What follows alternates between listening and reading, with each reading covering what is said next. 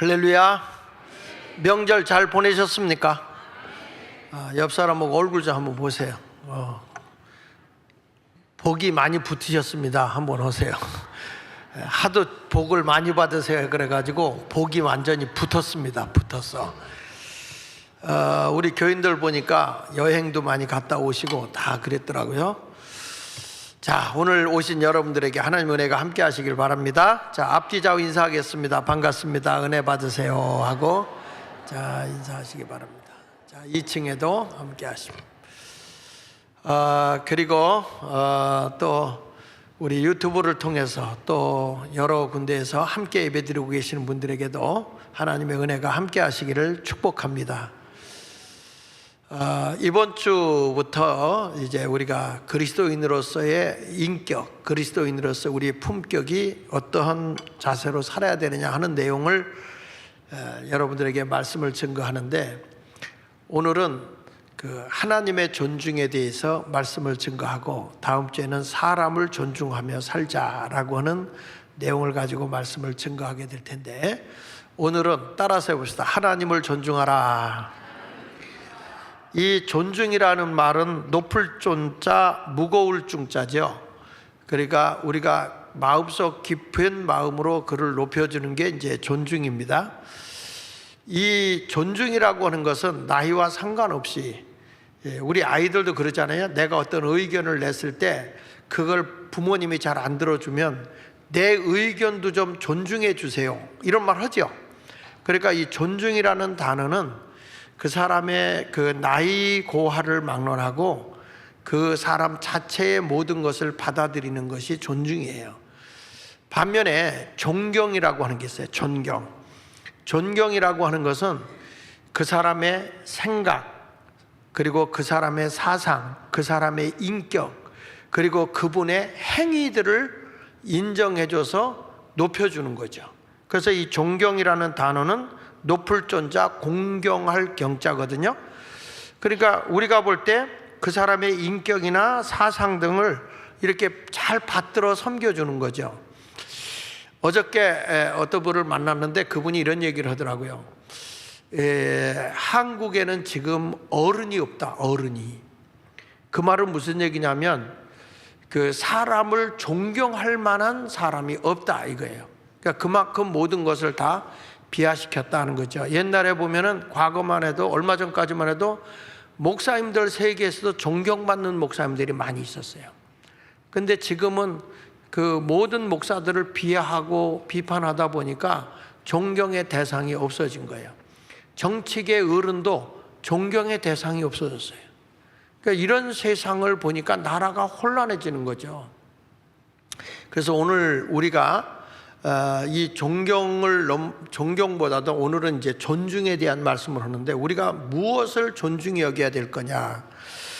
사람은 사회적 동물이죠. 그래서 서로를 존중해야 됩니다. 서로를 존중해야지 이게 하나님의 창조된 존재 아닙니까? 사람은 자기의 정체성이 있는 거예요. 나름대로 그 사람의 인격이 있고 그 사람의 생각이 있고 그 사람의 행동이 있어요. 그것이 잘못된 것이 아니라고 한다면 그 사람 자체를 우리가 존중히 여길 줄 알아야 된다는 거예요. 어린아이가 행동이 어른에 미치지 못해도 어린이로서 뭔가를 표현할 때는 그 의견을 존중히 여겨줄 줄 알아야 이게 사회적 존재로서 살아가는 가치가 있는 것입니다. 그러니까 존중이 없어지게 되면 어떤 일이 벌어지냐면 서로 헐뜯게 돼요. 서로 얼굴을 붉히게 되고 서로 고통을 줍니다. 그러나 서로 존중을 하게 되면 상대방을 이해하게 되고, 그리고 그 고통에 대해서 서로 공감을 하고 그 사람을 격려해주고 위로해주게 되어 있는 겁니다. 존중 없는 사회에 우리가 살게 되면 그 사회는 불평, 불만, 불신, 학대, 무시, 폭언, 폭력, 그리고 분노, 이런 것들이 막 끌어오르게 돼 있어요. 그러니까 사람이 존중함이 없다, 그렇게 살아가게 되면 애정도 없고 호의도 없어요. 그러다 보니까 서로 간에 막 따돌려요. 이런 것들이 존중이 없는 사회의 문제라는 것이죠. 우리가 신앙생활 하면서도 우리가 가장 존중히 여겨야 할 분이 누구냐? 하나님이라는 거예요. 하나님. 하나님을 존중히 여기지 않는 사람은 예배도 소홀히 하고 성도로서 해야 할 행위도 하지 않아요. 그러니까 그리스도인으로서 그 사람의 인격이나 그 사람의 생각이나 그 사람의 행위가 하나님을 존중히 여기는 것이 아니게 될 때는 그리스도인으로서 인정을 받지 못하게 돼 있다는 거죠. 그러니까 그 윌리엄 우라이라는 사람이 이런 얘기했어요. 인간에게는 사랑과 인정, 소속감과 정체성, 삶의 의미와 목적 달성 등 많은 정서적 욕구가 있다. 그리고 이 모든 것들을 한마디로 요약한다면 그것을 존중이라고 할 수 있다. 이렇게 말했어요. 그러니까 사람에게는 그 안에 서로 사랑하고 서로 인정하고 그 사람이 우리에게 함께 소속감을 가지고 있지만 그 사람 나름대로 정체성이 있는 거예요. 아, 저분은 저런 특징이 있네. 저분은 저런 특기가 있네. 이런 정체성을 인정해주고 그 사람 나름대로 삶의 의미와 목적을 이루기 위해서 애를 쓰는 그런 것을 보면서 아, 저 사람은 정말 뭔가 자기 나름대로 열심히 사는 분이 있어. 그러면 그 나름대로 존중을 해줘야 된다는 거예요. 이것이 바로 윌리엄 우라이라고 하는 사람이 이 세상에 필요한 것이 뭐냐? 상호 간의 존중이다. 이렇게 얘기를 한 거예요. 그런데 우리가 신앙생활하면서 중요한 것은 하나님에 대한 존중이에요. 오늘 성경에 보면 엘리 제사장의 가정에 대한 문제입니다. 엘리 제사장은 하나님께 예배를 집례하는 사람이고 성도 백성을 모아서 하나님을 온전히 예배하도록 하는 역할을 하는 사람이 제사장이에요. 그런데 이 제사장의 아들 가운데 홈니와 비느하스라고 하는 아들 둘이 있는데 이 아들들은 하나님을 예배하지도 않고 하나님을 믿지도 않고 아주 제사장의 아들이지만 성경은 이들을 불량아라고 그랬어요. 불량배라고 얘기를 했어요. 그래서 이들이 어떻게 됐느냐? 하나님을 존중히 여기지 않는 자는 가정이 패가망신하게 되고 그로 인해서 영적인 지도자가 타락하고 영적인 지도자의 가정이 잘못되니까 그 백성까지도 고통이 오는 거예요. 가정 몰락은 당연한 것이고 백성까지 어려움이 오게 되는 것이죠. 그래서 오늘 우리가 하나님을 존중히 여기는 것이 뭐냐? 제가 크게 두 가지로 오늘 여러분들에게 말씀을 전할 텐데 첫째는 예배를 온전히 드리는 것이 하나님을 존중하는 거예요. 따라합시다. 온전한 예배의 삶이 하나님을 존중히 여기는 것이다. 여기 보면 사무엘상 2장 28절에 이스라엘 모든 지파 중에서 내가 그를 택하여, 하나님이 누굴 택했느냐? 엘리 제사장을 택했다는 거예요. 그를 택하여 제사장으로 삼아 그가 내 제단에 올라 분향하며, 그 말은 예배하며 그 말이에요. 예배하며 내 앞에 에봇을 입게 하지 아니하였느냐? 제사장들이 입는 옷, 그 옷을 입고 하나님 앞에 예배를 드리게 했다는 거예요. 그래서 이스라엘 자손 모두가 드리는 모든 화제를 내가 내 조상의 집에 주지 아니하였느냐? 하나님께 모든 사람이 예배를 드릴 수 있도록 예배를 집례한 역할을 한 사람이 바로 엘리 제사장이었다 이 말이에요. 그래서 예배를 잘 드리면 하나님이 그 가정을 축복해 주거든요. 복이 임하게 해주신다고요. 그런데 이 가정은 엘리 제사장이 형식적으로 예배를 드리고 자손이 예배를 소중히 여기질 않아. 예배를 멸시하는 거예요. 성경 말씀 사무엘상 2장 17절의 말씀을 보면요, 이 소년들의 죄가 이렇게 나와요. 이 소년들이 누구냐면 엘리 제사장의 아들들이에요. 홈니와 비느하스예요. 홈니와 비느하스가 여호와 앞에 심히 죄가 여호와 앞에 심히 큰 것은 그들이 여호와의 제사를 멸시했다. 하나님께 예배를 가볍게 여기고 소홀히 했다는 거예요. 예배를 제대로 드리지 않았다는 거예요. 예배를 멸시했다는 것은 하나님을 존중히 여기지 않았다는 것입니다.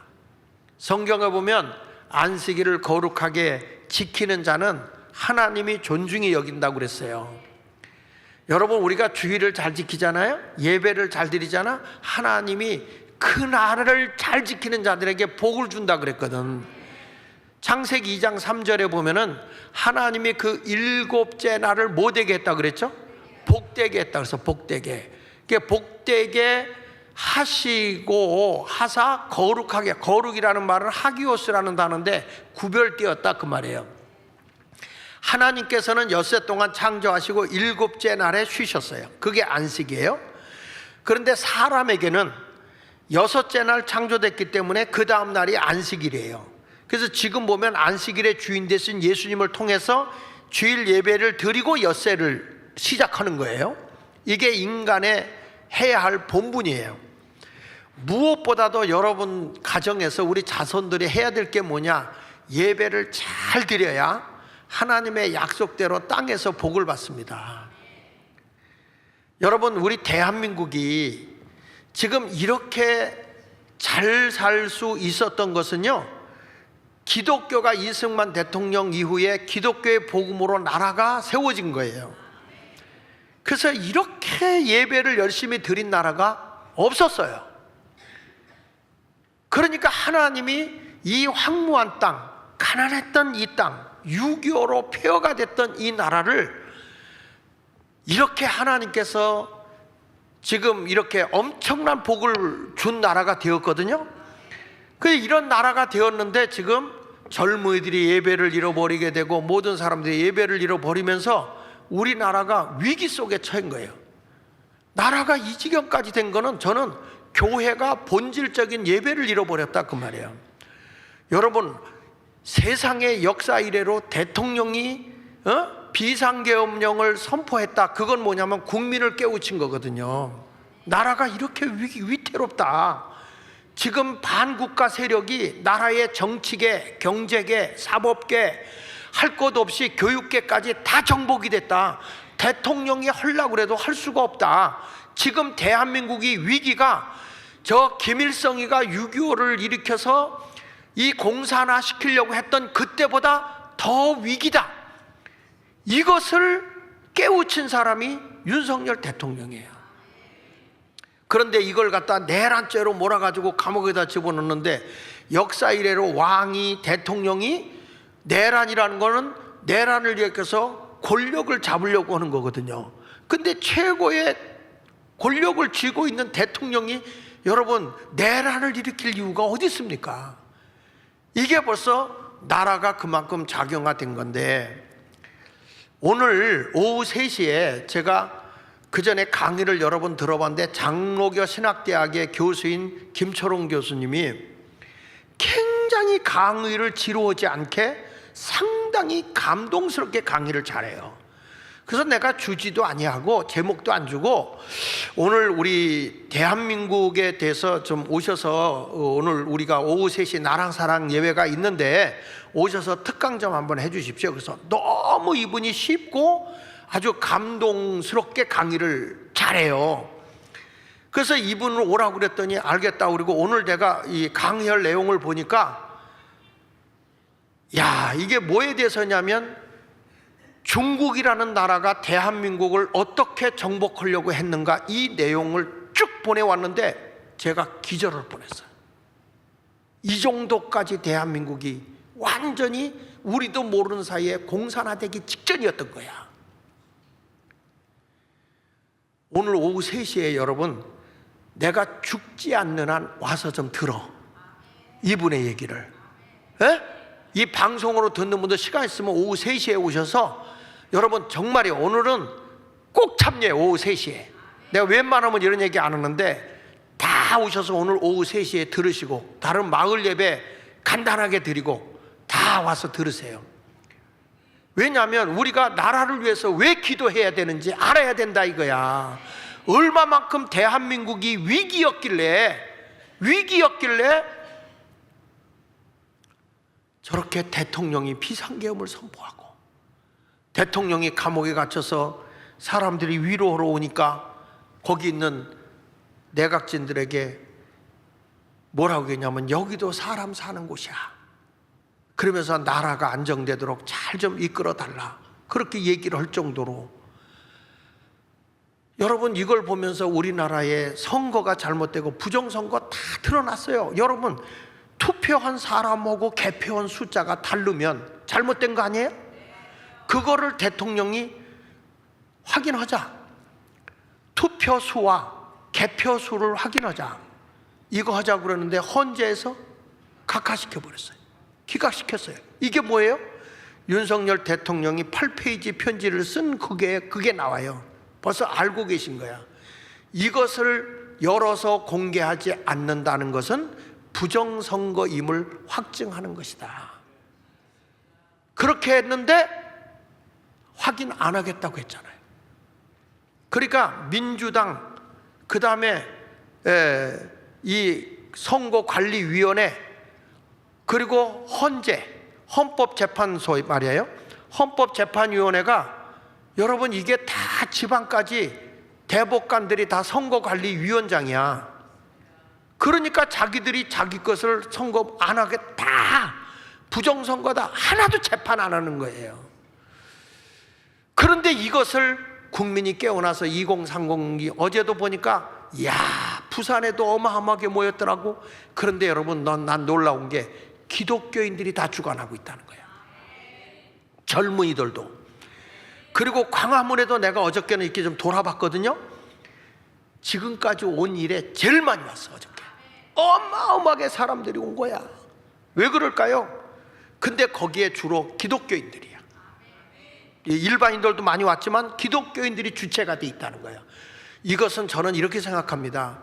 대한민국을 이렇게 하나님의 은혜로 복을 받았던 이 민족이 그동안에 너무 우리가 예배를 소홀히 했던 거야. 하나님을 존중히 여기지 못한 것 때문에 우리도 모르는 사이에 나라가 이렇게 거의 공산화 직전까지 넘어가기 직전에, 여러분, 윤석열 대통령이 그냥 은퇴하고 대통령으로서 월급이나 받고 퇴직금이나 받고 편안하게 살아도 돼.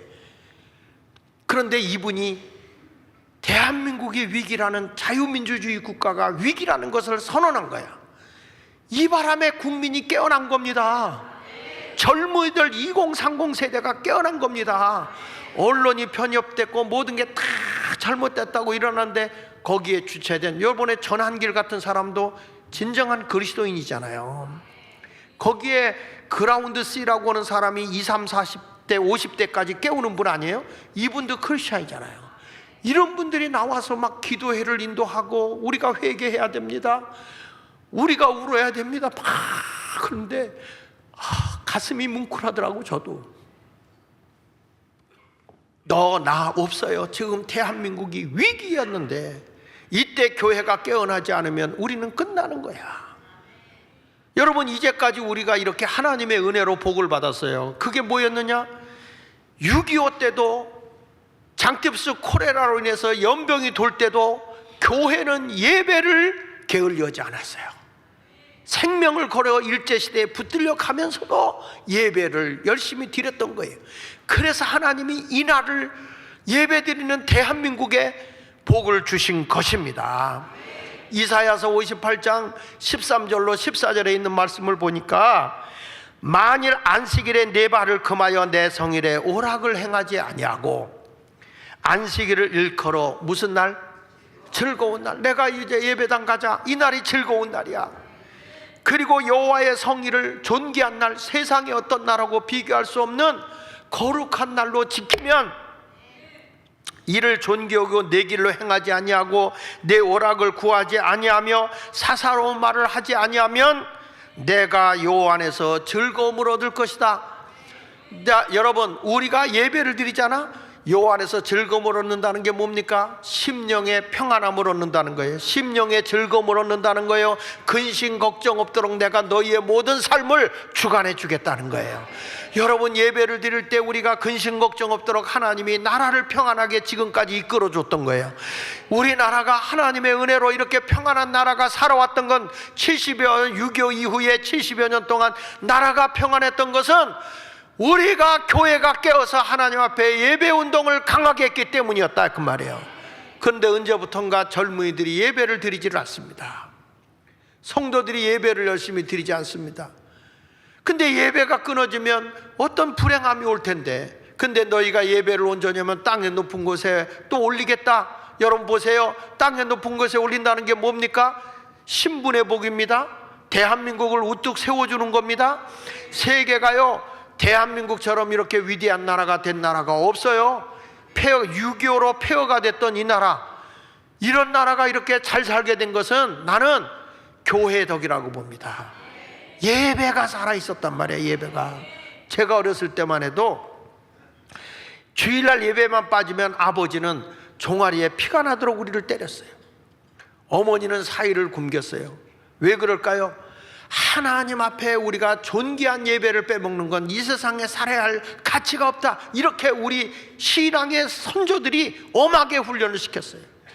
주일 성수 철저히 하도록. 그래서 여호와 안에서 즐거움을 얻으며 내가 너를 땅의 높은 곳에 올리고, 여러분 대한민국은 세계에서 많이 위대한 나라가 되어 있어요. 그뿐 아니라 뭐라고 해서 내 조상 야곱의 기업으로 기르리라. 개나리 벗진 짊어지고 간 야곱에게 하나님이 재물의 복을 준 것처럼 밑바닥에서 내가 너희에게 재물의 복을 주겠다. 이게 여호와의 입의 말씀이다 라고 말씀했어요. 여러분 지금 교회가 회개하고 정신 안 차리면, 예배를 회복하지 않으면요, 지금 대한민국의 경제는 꼬꾸라지게 돼 있어요. 최고의 통수권자가 지금 없어요. 행정부에 모든 요직에 있는 사람들이 다 공석이에요. 저 친중 세력인 더불어민주당이 다 탄핵해서 행정부가 공석이에요. 행정부가 마비되어 있어요. 그래도 이 나라에 이렇게 치안이 유지되고 이 나라에 국방력이 유지되는 건 유엔사가 있기 때문에 그런 거예요. 유엔사가 있기 때문에. 예배가 무너져선 절대 안 되는 겁니다. 여러분 성경에 마태복음 12장 8절에 인자는 안식일의 주인이라 그랬어요. 예배가 끊어지잖아요. 나라는 그냥 재앙이야, 재앙. 그게 어디에 나오느냐? 요엘 선지자를 통해서 이스라엘 백성이 세상에 빠져가지고 예배를 빼먹는 거예요. 예배를 안 드리는 거야. 그러니까 뭐가 오는지 아십니까? 나라가 금방 흉년이 들어서 경제적 어려움이 오는 겁니다. 요엘서 1장 9절에 보십시오. 여기 보면 소제와 전제가 여호와의 성전에 끊어졌다. 이 소제와 전제가 뭐냐면 아침과 저녁에 드리는 예배예요. 우리가 보면 새벽 예배이고, 그 다음에 우리가 저녁 예배 있잖아요. 주일 낮 예배 말고 저녁 예배가 있었는데, 우리 교회도 저녁 예배 참 많이 모이던 교회였는데, 저녁 예배를 없애고 어떻게 했냐면 소그룹 공동체 예배를 위해서 우리가 이제 마을 예배, 목장 예배, 이런 공동체 예배를 강화시켜 준 거거든요. 그러니까 우리가 보면 예배를 온전히 드리도록 거기에서 소제와 전제, 새벽 예배와 저녁 예배를 드리겠는데, 여러분들이 저녁 예배를 안 드리니까 우리 마을 예배라도 열심히 드려야 돼. 하나님께 드린 예배잖아요. 근데 소제와 전제가 여호와의 성전에서 끊어진 거예요. 끊어졌어. 그랬더니 여호와께 수종드는 제사장이 슬퍼하는 거예요. 예배가 끊어지면 목사가 슬퍼. 물론 저는 제사장권보다는 선지자권에 가까워. 나는 잘못된 길로 가면 나라와 모든 걸 위해서 책망하고 꾸짖는 목사이기 때문에, 그래서 좀 죄송해요. 인기가 없어요. 큰 교회 목사들은 제사장권을 가지고 있기 때문에 이렇게 세상에 나가서 무슨 이런 어떻게 돌아가든 말하지 않아요. 그러나 마지막 때는 하나님께서 제사장권, 선지자권, 왕권을 주었거든요. 우리 믿는 사람에게도 그런 권한이 있어요. 이제는 신약에 와서는. 근데 여기 보세요. 소제와 전제가 끊어지니까 제사장이 슬퍼하는 거야. 왜? 예배가 끊어지면 저주가 임하거든요. 10절을 보세요. 10절에 보니까 예배가 끊어지니까 밭이 황무하고 토지가 마르고 곡식이 떨어지며 뭐라고 그랬죠? 새 포도주가 말랐고 기름이 다하였도다. 지금 경제인들이요, 지금 뭐라고 얘기하는지 아십니까? 지금 금년 후반부에는 대한민국이 회복되기 어려울 정도로 경제 위기가 올 거다. 지금 정치하는 이 인간들이 나라 생각 없어요. 권력만 잡으려고 하는 거예요. 저 이재명이부터 시작해서. 지금 나라가 바르게 가야 되는데 잘못된 길로 가고 있는 거예요. 이제는 여러분, 이것을 바로잡기 위해서는 우리 교회가 일어나는 거예요.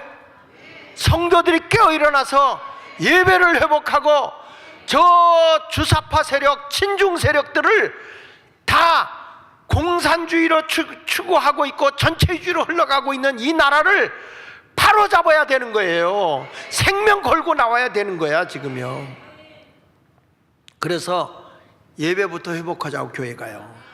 나는 어제도 보니까 광화문도 많이 나왔고 부산도 엄청나게 나왔고, 거기만 나온 거 아니야. 세종시에는 황교안 전 총리가 이끌었어요. 그분도 사실은 전도사님이요. 이분이 잘 이끌고 있고, 대구도 그렇고 지금 전국에서 목사님들이 일어나기 시작했어요.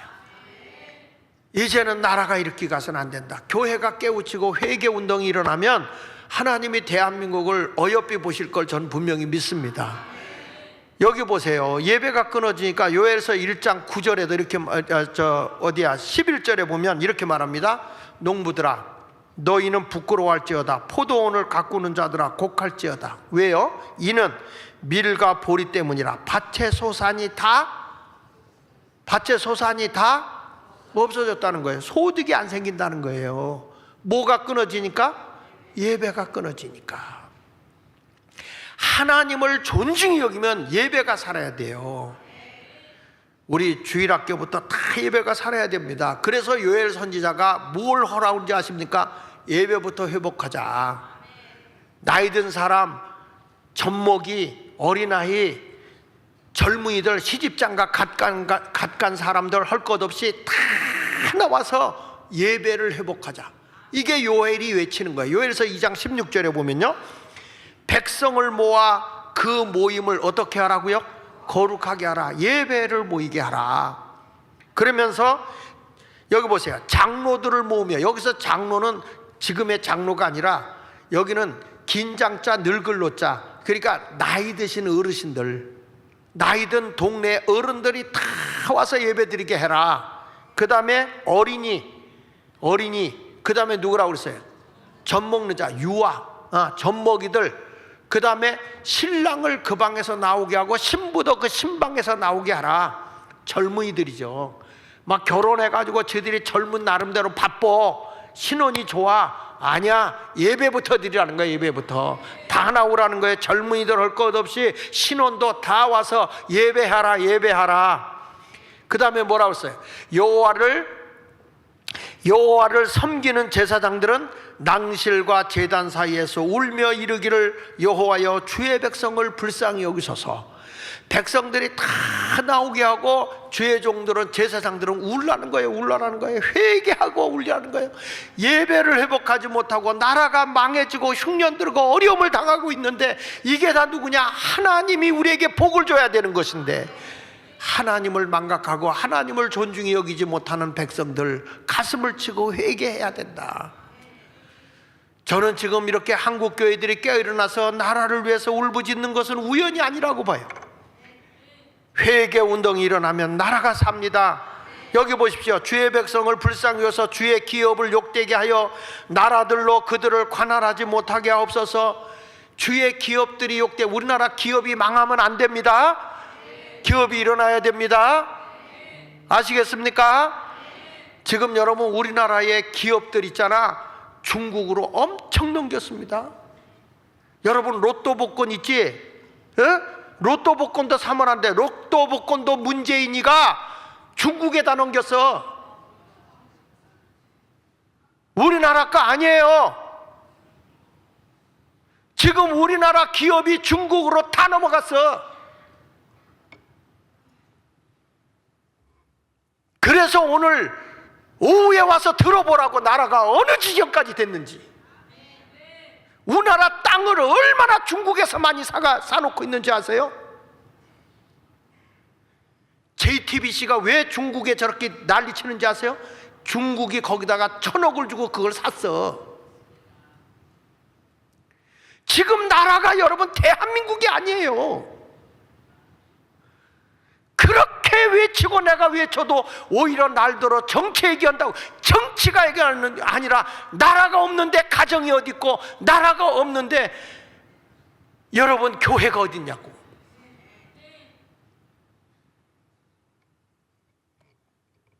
그래서 우리는 다시 예배를 회복해야 되고 회개해야 되는데 주의 종이 통곡을 하고 우는 거예요.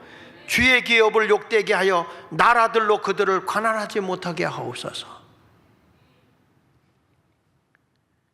어찌하여 이방인으로 그들의 하나님이 어디 있느냐 말하겠나이까 할지어다. 나라를 뺏긴다는 거죠. 지금 우리나라 나라 뺏기기 직전이었어. 윤석열 대통령 아니었으면요 이거 젊은이들이 몰랐어요. 아무리 내가 얘기해도 못 알아듣는데 뭐.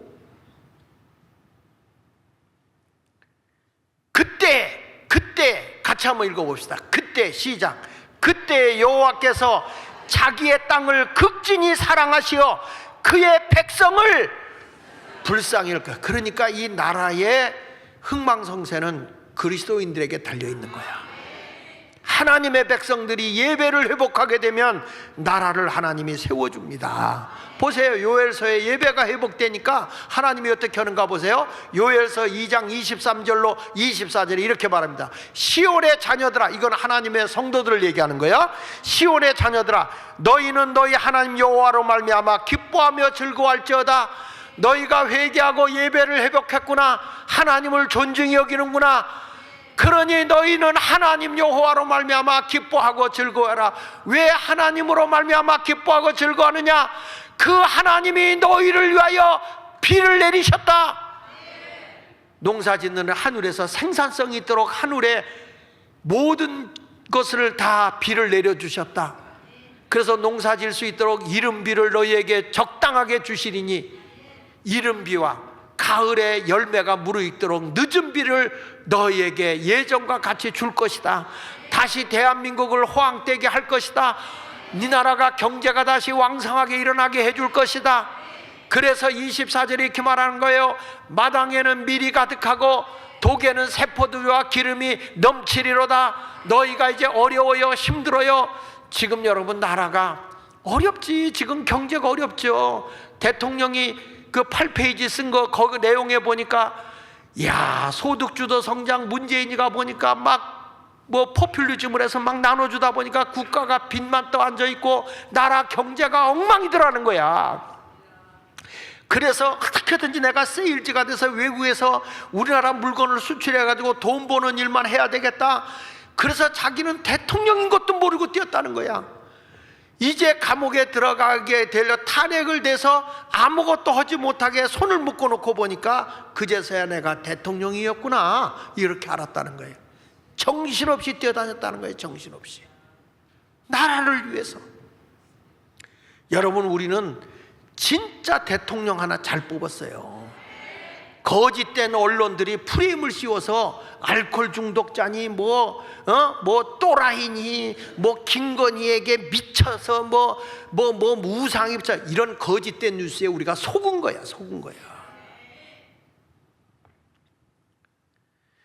보세요. 우리가 예배를 회복하게 되면 하나님이 나라를 이렇게 풍족하게 해주는 거예요. 요엘서 2장 26절 같이 한번 읽어봅시다. 시작. 너희는 먹되 풍족히 먹고 너희에게 놀라운 일을 행하시는 너희 하나님 여호와의 이름을 찬송할 것이라. 내 백성이 영영이 수치를 당하지 아니하리로다. 할렐루야. 지금은 위기지만 우리 교회가 깨어일어나고 예배가 회복되어지고 하나님 앞에 바로 서게 되면 우리 하나님이 믿는 하나님의 백성 때문에 이 나라를 하나님이 세워주는 거예요. 그래서 2025년도에는 우리 아이들까지도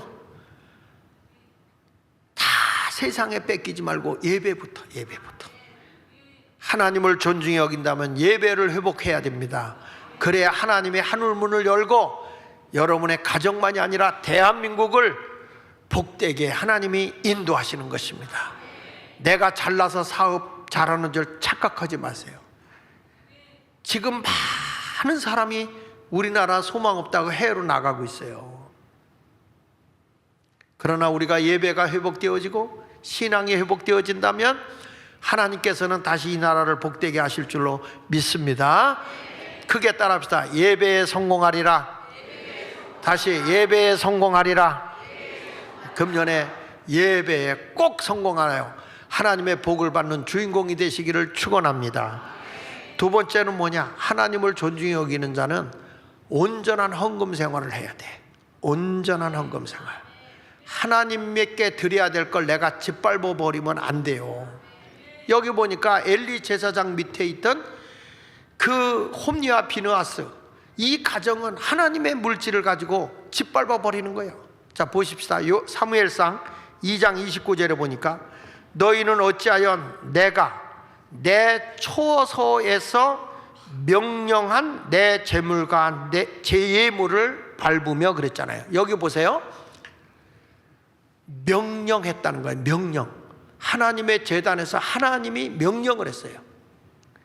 너희들 하나님 앞에 제물과 예물을 드려라.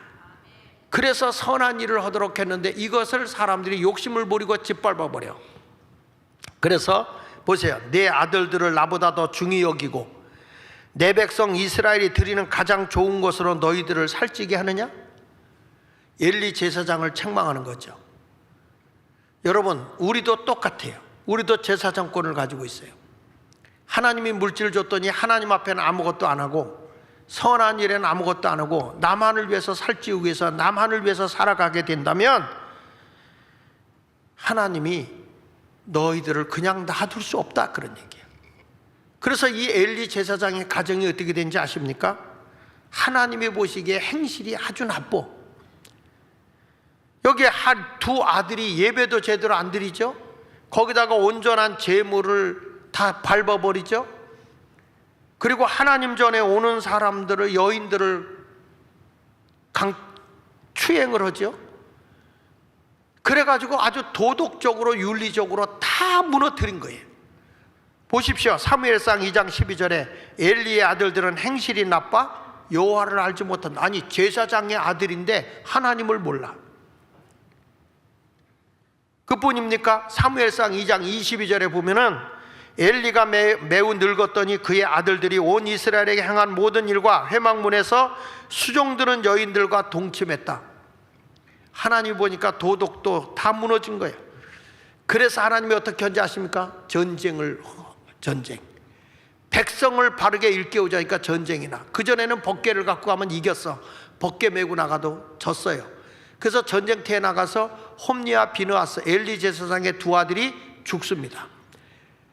그뿐 아니라 백성이 노예로 끌려갑니다. 그뿐입니까? 엘리 제사장이 그 얘기를 듣고 충격받아서 넘어지면서 목뼈가 부러져 죽은 거야. 하나님 앞에 온전한 헌신된 예물을, 하나님의 명령을 어기고 천대하게 살면 망하는 거예요. 망하는 거예요. 보세요. 사무엘상 4장 11절에 하나님의 교회는 뺏겼고 엘리의 두 아들 홈리와 비느하스는 죽임을 당했다. 사무엘상 4장 18절에 보면 하나님의 교회를 말할 때 엘리가 자기 의자에서 뒤로 넘어져 문 곁에서 목이 부러져 죽었더라. 물론 나이가 많고 비대한 까닭이라 엘리의 사사가 된 지 40년이 됐을 때 죽었다는 거예요. 여러분, 왜 이 말을 하는지 아십니까? 우리가 하나님 앞에 바른 물질관을 갖지 않으면 망하는 거야. 그래서 우리가 하나님 앞에 하나님을 존중히 여기는 사람이 되려고 하면 물질보다 하나님을 더 사랑해야 돼요. 그래서 우리 하나님이 우리에게 명령한 게 뭐냐? 너희 소득의 모든 것이 하나님의 것인데 10의 구는 너희가 관리하지만 11조를 해라. 이게 하나님의 명령이에요. 신명기 14장 22절을 보겠습니다. 너는 마땅히 매년 토지 소산에 11조를 드려라. 소득의 11조를 드려라. 네 하나님 여호와 앞에 곧 여호와께서 그의 이름을 두시려고 택하신 곳에서 네 곡식과 포도주와 기름의 11조를 먹으며 또 내 소와 양의 처음 난 것을 먹고 내 하나님 여호와 경외하기를 항상 배울 것이니라. 이 경외라는 것은 공경할 경자 두려울 레자 하나님을 예배하라 이 말이에요. 근데 성경을 유심히 보십시오. 성경 어디를 봐도요 11조를 헌금이라고 한 적이 없어요. 11조는 하나님의 것이라는 뜻이에요. 하나님의 것이기 때문에 우리가 하나님의 것을 가져가는 순간에 도둑놈이야. 도둑질한 거야, 하나님의 것을. 도둑놈만 있는 건 아니야. 도둑? 여러분, 우리가 하나님의 것을 드리지 못하고 내 것인 양 가져가 버린다면 역시 나는 영적인 불량하고 도둑질한 자가 되는 거예요. 하나님을 존중하는 자가 되겠습니까? 아니면 홈리와 비느하스 같이 영적인 불량아가 되겠습니까? 영적인 불량자가 돼서는 안 되잖아요. 하나님을 존중히 여기는 자가 돼야 됩니다. 보세요, 성경이 하는 말이에요. 성경이 말라기 3장 6절에 보니까 사람이 어찌 하나님의 것을 도둑질하겠느냐. 그러나 너희는 나의 것을 도둑질하고도 말하기를 우리가 어떻게 주의 것을 도둑질했습니까? 하는도다. 그게 뭔지 아냐? 11조와 봉헌물이다. 11조는 하나님의 것이고 봉헌물은 뭐냐면 절기를 지키라고 그랬잖아요. 우리가 하나님 앞에 절기를 지킬 때 하나님 은혜 감사해서 내 것에서 드리는 건 헌신이니까 봉헌물이야. 성별하고 드리는 거. 그런데 다른 건 몰라도 여러분들이 내가 하나님을 존중히 여긴다고 하면 반드시 11조는 드려야 돼. 전교인이 11조를 해야 하나님이 하늘문을 열어 복을 주는 겁니다. 사무엘상 2장 30절에 보면 이런 말씀이 나와요. 나를 존중히 여기는 자를 내가 존중히 여기고, 하나님을 존중히 여기잖아요. 하나님이 존중히 여겨주겠다는 거야. 나를 멸시하는 자 내가 경멸히 여긴다.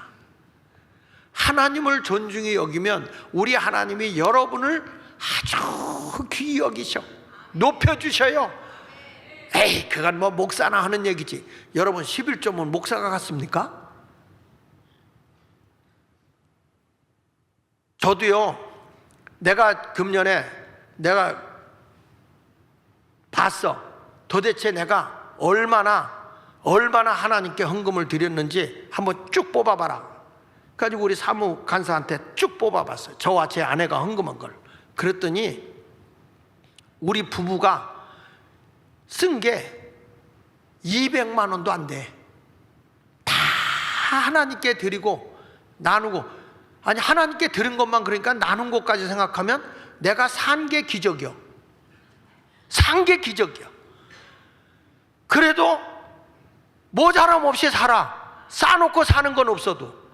그래서 집 한 채도 없이 산데 사람들이 그랬다니까. 우리 장로님들이 아예 그래도 목사님이 평생을 부흥회를 다니고 부흥회 가면 사례비도 받고 하는데 어디에 뭔가 재산이라도 땅이라도 한 털이 있겠지. 다 그랬대 우리 장로님들이.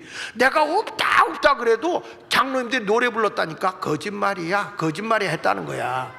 그런데 학교 문제로다가 YTN의 뉴스가 4번 나오면서 조사를 했잖아요. 조사해보니까 뭐만 있느냐? 놀라지 마세요. 빚만 있어.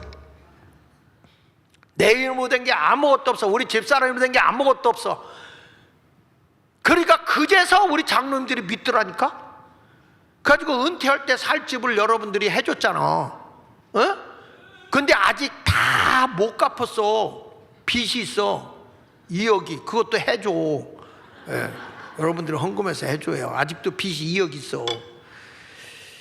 자, 그래서 우리가 하나님을 존중히 여기면 하나님이 나를 존중히 여기고, 하나님을 멸시하면 하나님도 나를 경멸히 여긴다. 보세요, 잠언 3장에도 이런 말이 나와. 3절에 보면 인자와 진리, 사랑과 진리, 하나님의 말씀 안에서 내가 떠나지 말게 하고 그것을 내 목에 매면 내 마음판에 새기라. 그러니까 우리가 사랑으로 그리고 진리로 하나님의 말씀으로 살잖아요. 4절에 이렇게 말해요. 그리하면 내가 하나님과 사람 앞에서 은총과 은혜와 그 다음에 귀히 여김을 받으리라. 어디 가도 부끄럽지 않게 하나님이 귀히 여겨주신다고 말씀하고 있는 것입니다. 여러분, 세상의 모든 것은 다 하나님의 것입니다. 그걸 인정하는 게 11조예요 모든 사업도, 우리 사업도 하나님의 것입니다. 인정하세요. 그래야 하나님이 그 기업을 키울 거 아닙니까? 성경을 보세요. 학개서 2장 8절에 보니까 같이 읽어볼게요. 은도 내 것이요 금도 내 것이니라 만군의 여호와의 말이니라. 금은이 다 하나님의 것이라는 거예요. 그런데 내가 하나님을 존중히 여기면 하나님이 나에게 금은을 안 주겠어요? 여러분, 내 사랑하는 자녀가 어렵다고 그러는데 하나님이 꼬부치고 있을까? 줘도 아깝지 않아요. 기억하십시오. 내가 하나님 앞에 인색하게 살아서 여러분이 잘 살 것 같아요? 그게 자손 후대까지 이어질 것 같아요? 어림없어요. 먹을 것도 없어도 우리 어머니 아버지는 장리쌀이 뭐냐? 이자 쳐서 갚는 쌀이 장리쌀이야. 장리쌀을 빌려서라도 하나님 앞에 추수감사를 했어요, 저희 아버지는. 그래서 우리가 망했느냐? 아니라니까. 우리 자녀들 다 잘 됐다니까요. 우리 가정은 아버지 혼자 예수 믿어서 전 가족을, 그러니까 우리 아버지 뒤를 이어서 쭉 후손을 보니까 100명이 넘어.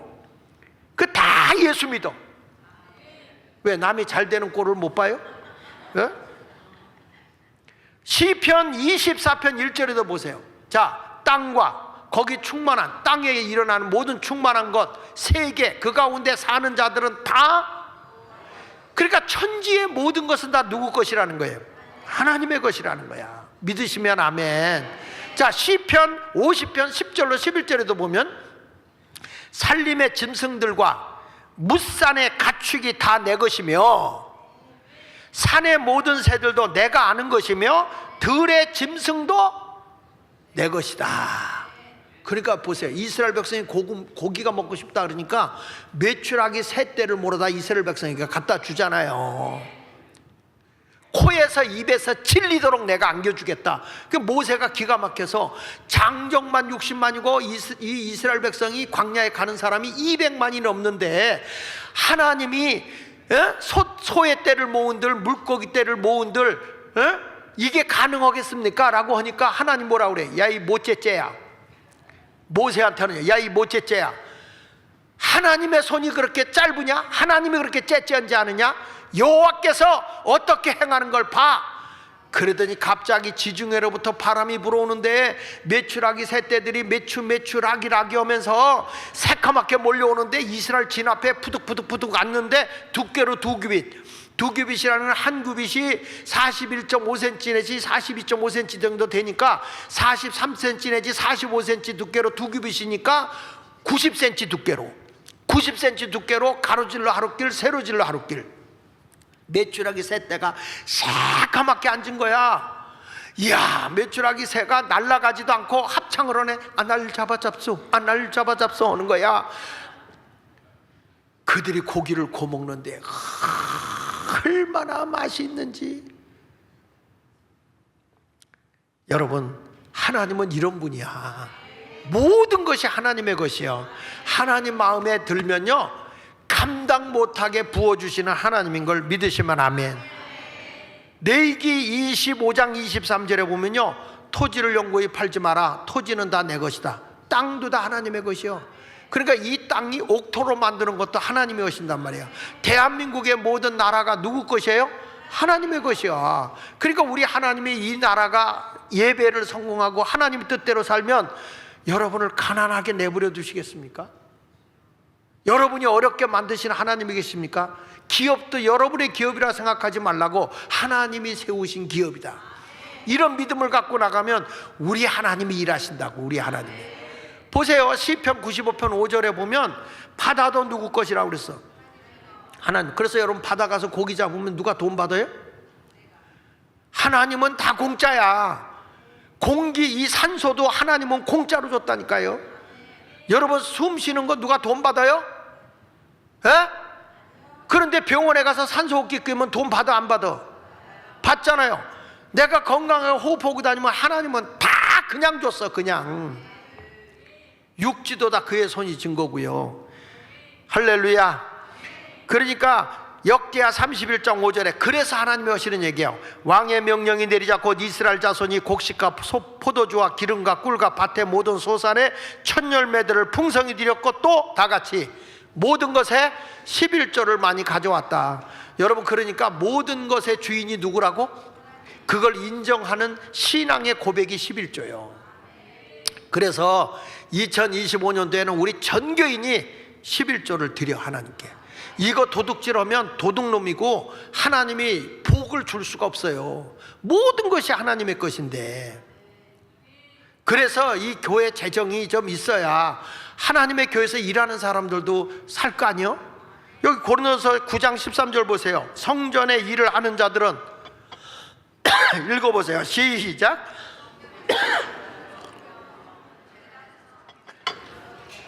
제단과 함께 나누는 것을 너희가 알지 못하느냐. 이와 같이 주께서도 복음 전하는 자들이 복음으로 말미암아 살리라. 그러니까 여러분들은 땅의 복을 누리고 주의 종들은 땅의 것을 위해서 사는 자들이 아니야. 성도들이 주면 그걸 갖고 먹고 사는 거지. 아시겠어요?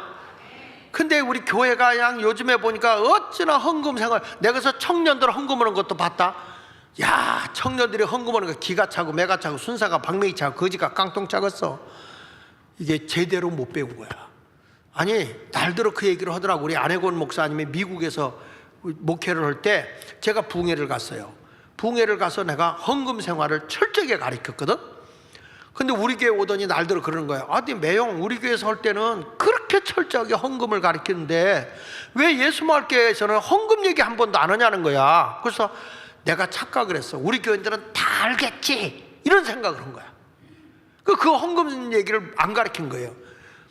그러다 보니까 성도들이 복을 못 받는 거예요. 그 전에 잘 받던 사람들도 요즘에 목상 어려워요, 일거리가 없어요, 막 이런 얘기를 하는 거예요, 나한테. 그래서 2025년대 어차피 나 이제 곧 은퇴니까 제대로 가르쳐 주고 가야지. 예, 내가 보기엔 우리 박태모 목사님이 나처럼 이렇게 강하게 할 것 같지는 않아요. 너무 착하고 부드러워서. 근데 여러분 해야 돼. 무조건 11조 해야 돼. 요즘에 내가 교회 재정 오늘도 그랬어요. 뭐 이 사회봉사 뭐 하고 여기 뭐 지역에 쌀도 좀 나눠야 되는데 500만 원이 필요합니다, 목사님. 그런데 내가 교회 재정을 보니까 안 돼. 그래서 보류. 그렇게 내가 교회 재정을 이렇게 까다롭게 내가 이렇게 한 게 거의 없었어요.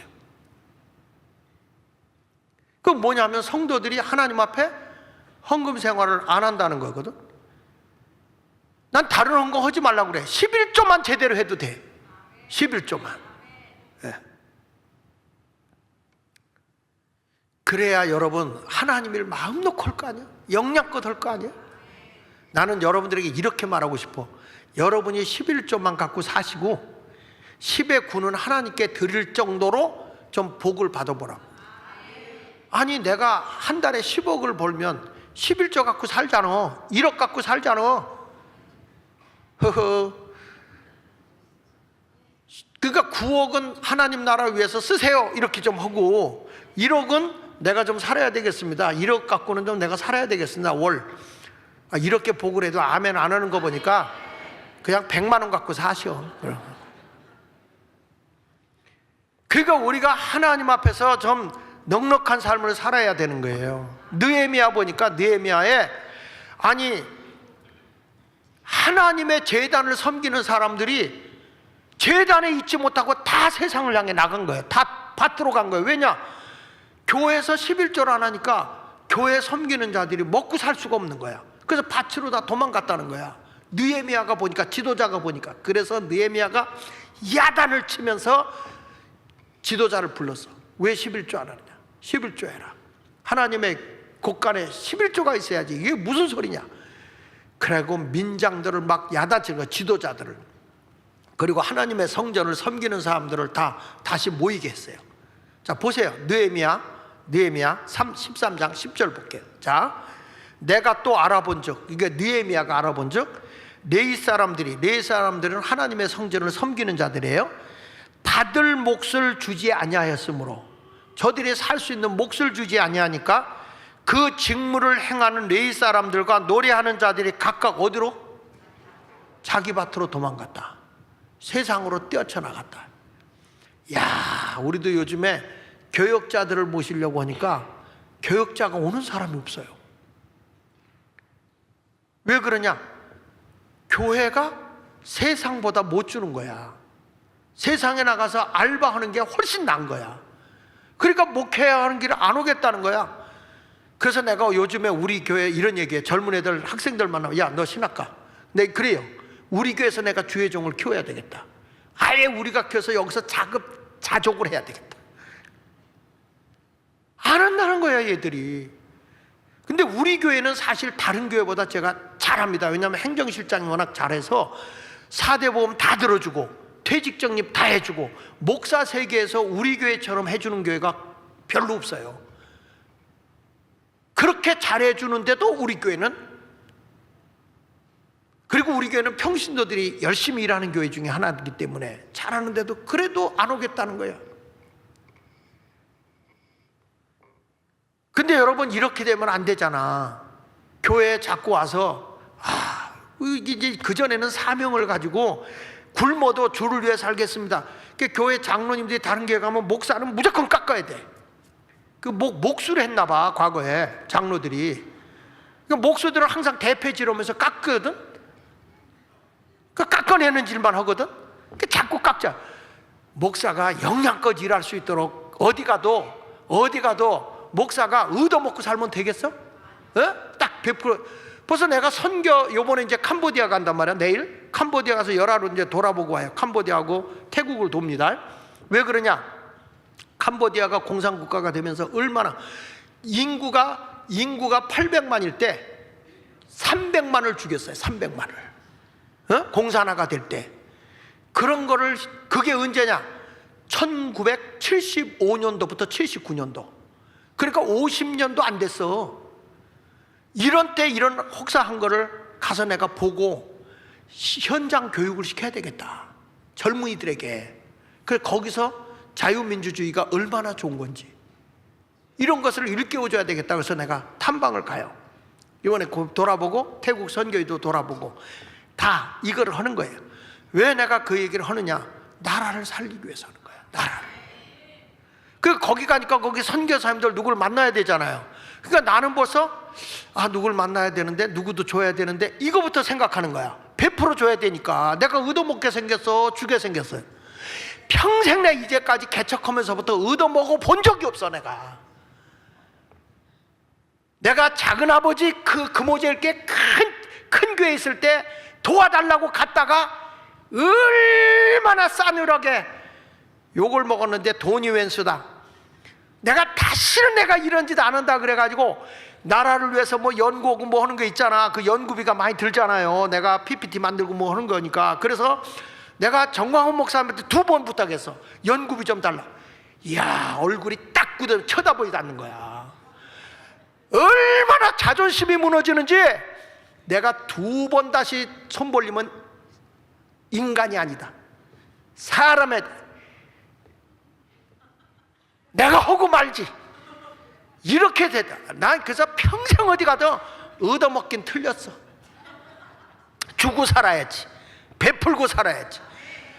그러니까 여러분들이 복받은 사람 많이 줘. 그런데 보세요, 느헤미야가, 보세요, 여기 보세요. 어떻게 하나님의 종들이 다 세상으로 뛰쳐나가느냐. 자, 거기 보세요. 내가 모든 민장들을 꾸짖어. 민장은 지도자들이야. 동네 지도자 꾸짖어 이르기를 하나님의 전이 어찌하여 버림받았느냐. 하나님의 전이 어찌하여 버림받았느냐. 하나님의 성전이 버려졌다 하고 그 레위 사람들을 불러 모아다 다시 제자리에 세웠더니 이에 온 유다가 곡식과 세포도와 기름에 11조를 가져다가 곡간에 드리기 시작한 거예요. 그래가지고 교회가 부흥될 때 느헤미야 13장 13절을 좀 찾아줘 봐요. 거기서 느헤미야가 이런 고백을 합니다. 느헤미야 13장 13절에 보니까 다시는 이런 일이 끊어지지 않게 해달라.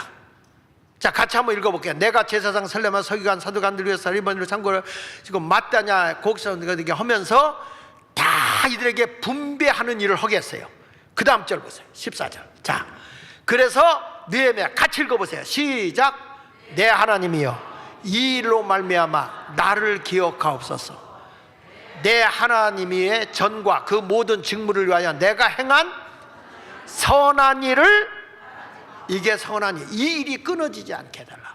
느헤미야는 목사도 아니야, 지도자야. 이스라엘의 위에서 이 사람이 간절한 교회를 살리는 운동을 한 거예요. 이게 2025년도에 나는 예수 마을교회만 사는 게 아니라 한국교회가 다 살아야 된다고 생각을 해요. 그러기 위해서 하나님을 존중히 여기기 위해 예배, 그 다음에 11조, 이 두 가지는 반드시 행해야 됩니다. 하나님을 천대했던 홈리와 비느하스 형제는 비참하게 죽었잖아요. 여러분, 순종이 제사보다 난 겁니다. 사무엘상 15장 22절 끝에 가서 보세요. 순종이 뭐보다 낫다고? 예배보다 나은 거예요. 듣는 것이 수양의 기름보다 나은 거야. 그러니까 하나님 말씀을 듣고 순종하는 자가 되어야 할 줄로 믿습니다. 할렐루야. 자, 이제는 하나님이 여러분들에게 말씀하는 거예요. 근데 나는 성경에서 보면 사울과 다윗의 차이가 뭔지 아세요? 사울은 하나님의 은혜로 왕이 됐어요. 근데 왕이 되고 높이 올라가고 나니까 하나님의 말씀대로 안 살아. 지 고집대로 살아. 그래서 하나님이 그를 버렸어요. 하나님을 존중히 여기지 않으니까 버렸어. 근데 다윗은요, 자기가 잘못해도 하나님의 말씀이다 그러면 하나님 말씀을 존중히 여겨서 그가 회개해요. 사울왕이 다윗을 그렇게 죽이려고 할 때 아비새가 이러냐, 부하가 지금 사울왕 저거 내가 지금 죽일 수 있습니다 그랬더니 다윗이 뭐랬는지 아십니까? 하나님이 기름 부어 세운 종을 우리가 해할 수 없어. 다윗이 그러는 거야. 언제나 하나님 중심으로 사는 거야. 그런데 여러분, 누굴 하나님이 높입니까? 사울은 망하고 다윗은 세우는 거야. 성경 역대상 29장 12절 마지막으로 보겠습니다. 여기 보니까 이렇게 말해요. 다 시작. 다시, 부하게 되고 귀하게 되는 게 다 누구로부터 온다고요? 하나님께로부터 온다. 모든 만물의 주제가 되사, 주인이 되사 손에 권세와 능력이 있사오니 모든 사람을 크게 하심과 강하게 하심이 누구 손에 있다고? 주의 손에 있는 거야. 믿으시면 아멘. 할렐루야. 하나님을 존중히 여기는 자는 존중히 여김을 받는다고요. 제가 나라를 위해서 일하니까 사람들이 오해하더라고. 어떤 사람들이 나에게 후원을 많이 해주는 줄 알고. 아니, 나한테 후원하는 사람은 없어요. 오죽하면 내가 여러분 10,000원씩 후원하라고 그랬겠어? 한 달에 10,000원? 근데 그거 하래도 안 하는 인간들은 사람이요 귀신이요. 지금 나라 살리는 일을 위해서 10,000원씩, 한 달에 10,000원씩만 하고 회원가입 해달라 그렇게 했는데 현재 들어온 거 보니까 170명 들어왔다고 하더라고. 우리 전병태 총장한테 170명. 내가 10,000명을 모으겠다는데 그래서 10,000명 고사하고 1,000명만 일단 모으자 그랬어. 내가 이래야 뭘 나라를 위해서 일할 거 아닙니까 여러분. 젊은이들을 깨울 거 아닙니까. 그런데 하나님의 손에 달려있어. 귀하게 되고 모든 게 다 누구 손 안에 있다고? 하나님의 손 안에 있어요. 여러분, 오늘 예배 오신 여러분들은 이제부터 하나님을 존중히 여겨서 하나님께로부터 존중히 여김을 받고 하나님께로부터 크게 잘 되는 복을 받는 성도가 되시기를 축원합니다. 하나님을 존중히 여기는 건 딱 두 가지야. 예배하라. 그 다음에 하나님의 몫을 드려라. 11조. 아멘. 다시 말해요. 11조는 헌금이라는 단어가 없어요. 11조는 헌금이 아니에요. 주님의 몫이에요. 주님의 몫. 그러니까 그것까지 가지면 도둑이요, 도둑. 그러니까 절대 우리는 온전한 11조 생활과 예배 생활을 통해서 금년에 꼭 하나님께 존중의 여김을 받고 높임을 받는 자가 되시기를 예수 이름으로 축원합니다. 축원합니다. 그렇게 살기 원하면 아멘.